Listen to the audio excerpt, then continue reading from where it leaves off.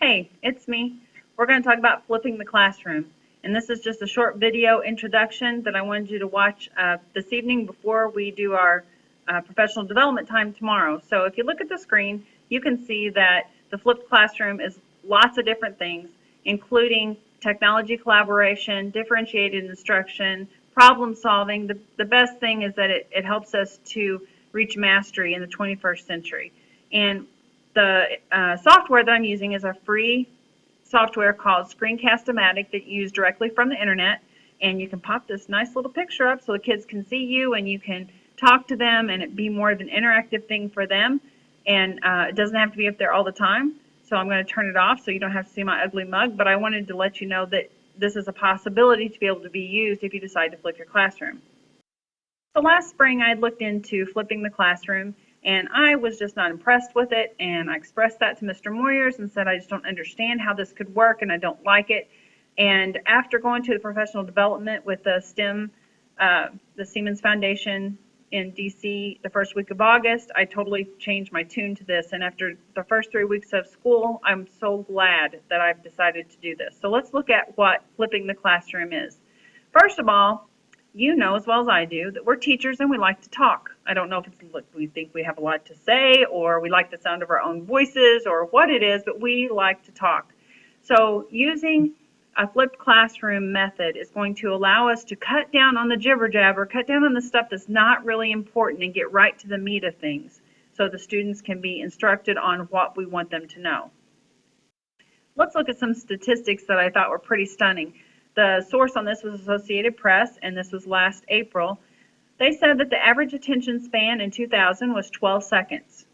The average attention span in 2012 was 8 seconds. The average attention span of a goldfish is 9 seconds.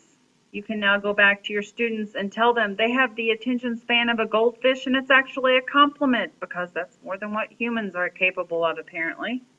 The percentage of teens who forget major details of close friends and relatives runs about 25%. The percentage of people who forget their own birthdays from time to time is about 7%, and I would venture to guess that that has to do with age as well. The average number of times every hour an office worker checks their email inbox runs about every 2 minutes, 30 times an hour. The average length watched of a single internet video runs about 2.7 minutes, so it's really obvious with the increase in technology that our attention span has been lessened by a huge amount, and I think that's just to do with the fact that we have technology at our fingertips that we didn't have before. So what the flip is flipping? Providing instruction to be viewed for homework and then providing help with problems and activities and projects during class time. And I know this sounds like it's a lot of work and it's difficult, but it's not. So let's look at this a little bit more.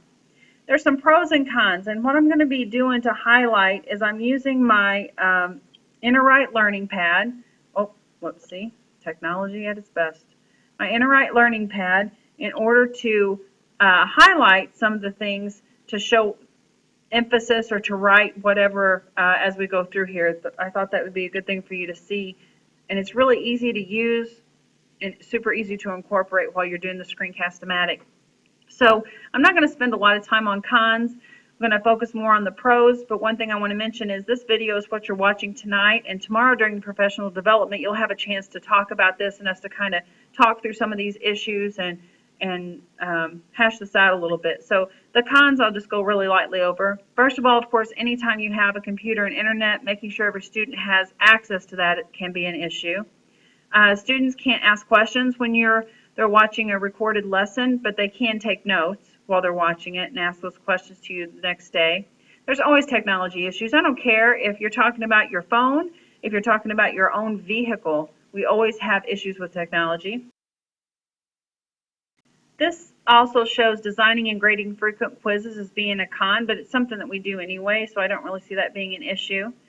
Students have trouble buying into instruction, especially when it's not created by the instructor. I know that you've heard a lot about Khan Academy, and Khan Academy is a great resource, but we can't really use those videos and be effective because your students aren't used to that person being their teacher, they're used to you.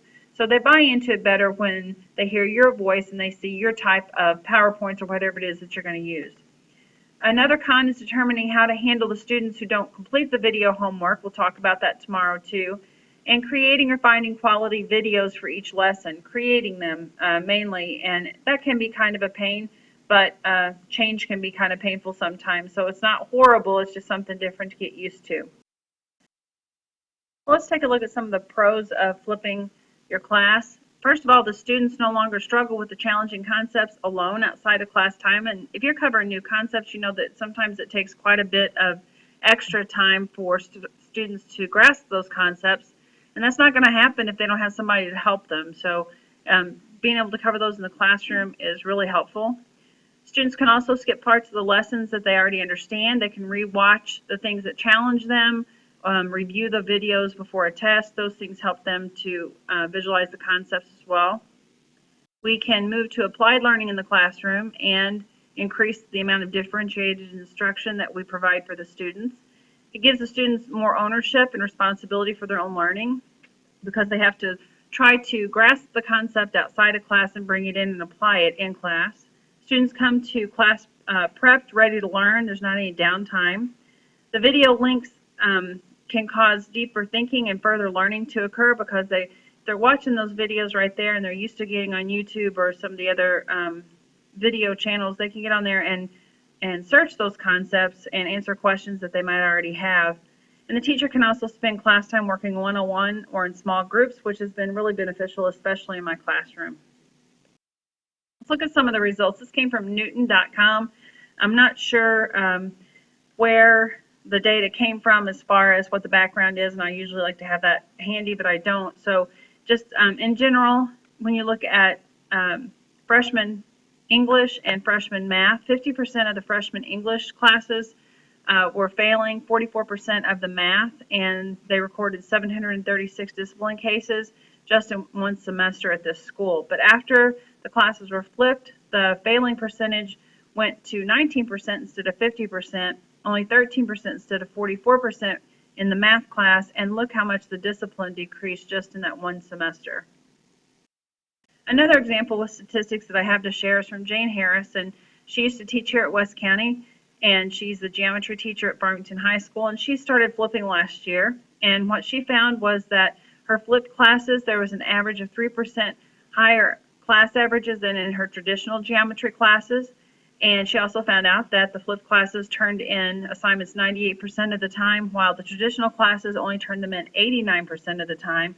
And of course, we expect that to increase because they're doing the assignments in class with your guided instruction, so they're getting those turned in more of the time. So that's all we have for this flip video, and I guess I'll see you tomorrow during professional development.